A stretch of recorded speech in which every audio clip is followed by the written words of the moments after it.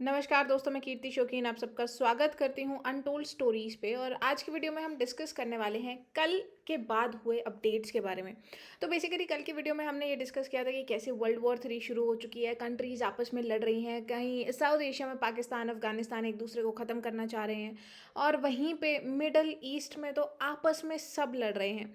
और उसी की अपडेट्स आज की इस वीडियो में हम कवर करने वाले हैं। तो कल की वीडियो को अगर समराइज़ करें, बेसिकली हुआ ये कि इज़राइल ने ईरान पे अटैक कर दिया।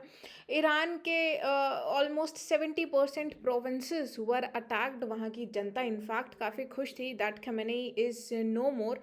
एक पर्टिकुलर जगह पे इन सब की मीटिंग चल रही थी जहाँ पर बॉम्ब इज़राइल ने गिरा दिया, एंड एवरीबडी नोज कि Israel is backed by US. तो बेसिकली दोनों के इंटेलिजेंस ने मिलकर ये पता किया कि कैसे बड़े लीडर्स कब मिलने वाले हैं, कहाँ मिलने वाले हैं, और बहुत सारे बड़े लीडर्स को एलिमिनेट कर दिया गया था इस स्ट्राइक में। फिर उसके बाद यूएस ने डोनाल्ड ट्रंप जो पोटस हैं, प्रेसिडेंट ऑफ यूएस हैं, उन्होंने क्लियरली ये कहा that we have recovered the body of Iran dictator Khamenei. और उसके बाद फिर प्रोटेस्ट शुरू होते हैं।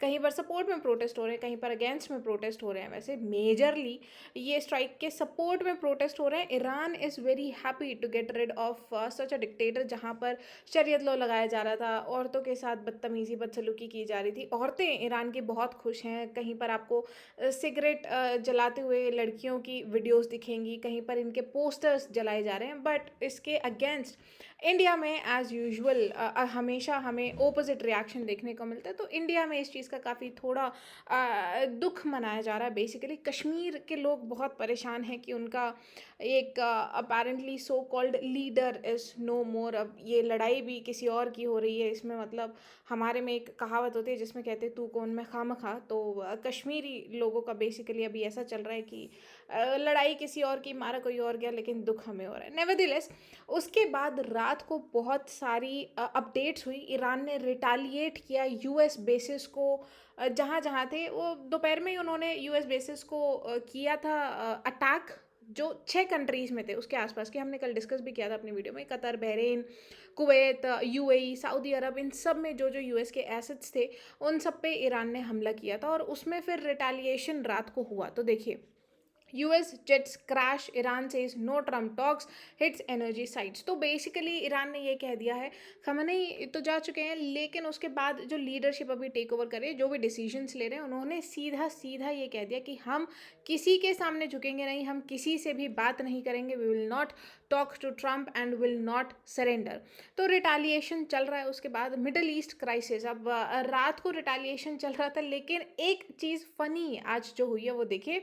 Kuwait mistakenly shoots down 3 US fighter planes as US says Iran's reckless attacks threaten regional stability।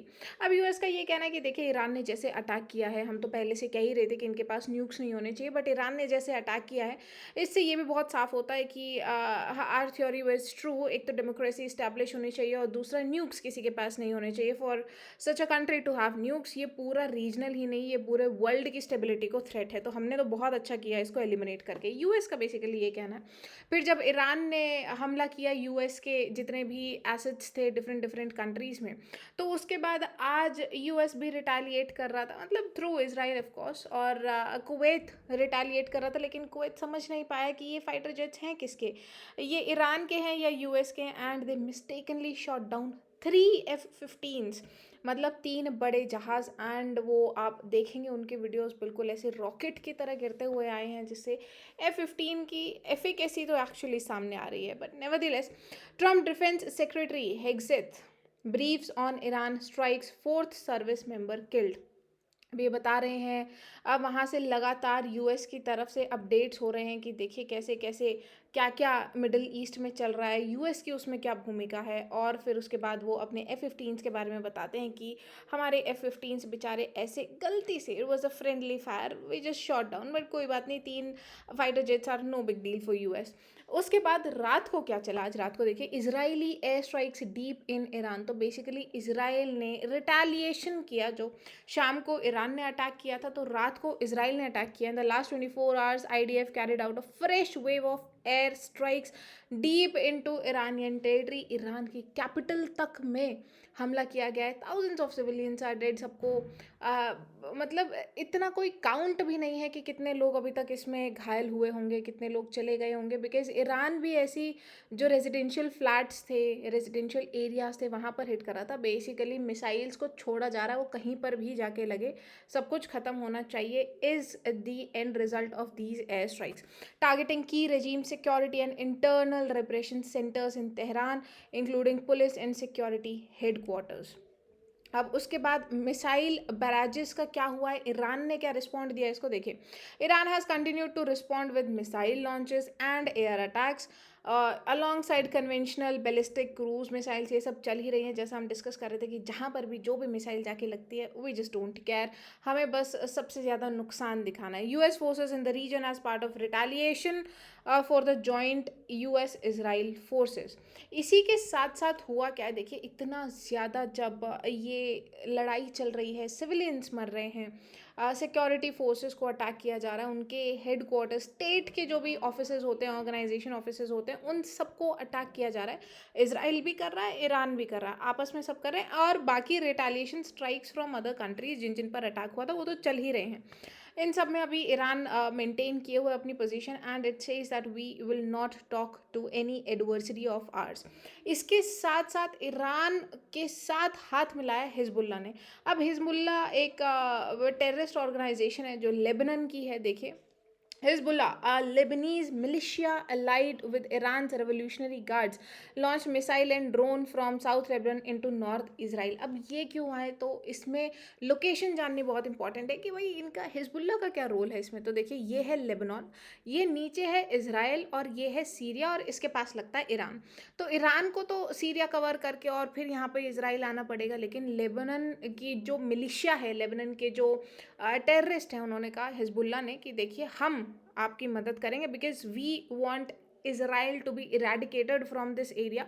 हम कल ही अपने वीडियो में डिस्कस कर रहे थे कि कैसे आसपास इसराइल के सब सारी अरब कंट्रीज़ इसराइल के अगेंस्ट है, वहाँ पर वॉर्स होती रहती हैं, कूपर वॉर भी हमने देखी थी। ऐसे ही लेबनान की जो एक मिलिशिया लेड ऑर्गेनाइजेशन है हिजबुल्ला, उसने अब ईरान के साथ हाथ मिला लिया और कहा कि हम इसराइल पर अटैक करेंगे। उसने किया भी है, नॉर्दर्न इसराइल पर उसने अटैक करना स्टार्ट किया। Lebanese PM bans Hezbollah's military activities after attack on Israel. लेकिन लेबनीज पीएम की सुनेगा कौन, क्योंकि Hezbollah is already a militia, वो वैसे ही it's illegal to have a militia led organisation. अब वो वैसे ही नहीं सुन रहे हैं, वो वैसे ही अगेंस्ट गवर्नमेंट है, then why would they care about the ban. Anyways, now Nawaf Salam says all Hezbollah activities are illegal after the group launch attacks on Israel from Lebanon.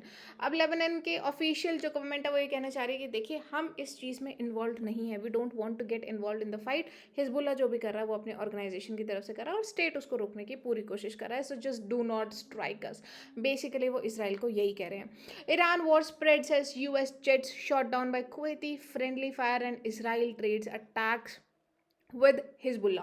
तो अब जब हिजबुल्ला अटैक कर रहा है, तो basically Israel को भी थोड़ा जवाब देना पड़ेगा, इसलिए थोड़ा लेबनान घबराया भी हुआ है। फिर कुवैत ने भी ऐसा काम कर दिया कि उसने यूएस के जेट को फ्रेंडली फायर में शॉट डाउन कर दिया। तो कुवैत ने बहुत साफ साफ ये तभी की तभी अनाउंस कर दिया कि देखिए, it was a friendly fire and was done by mistake, ये गलती से हो गया, we are totally on your side, और हम अभी ईरान से ही लड़ रहे हैं। तो अभी ये फाइट चल रही है, and will have to C.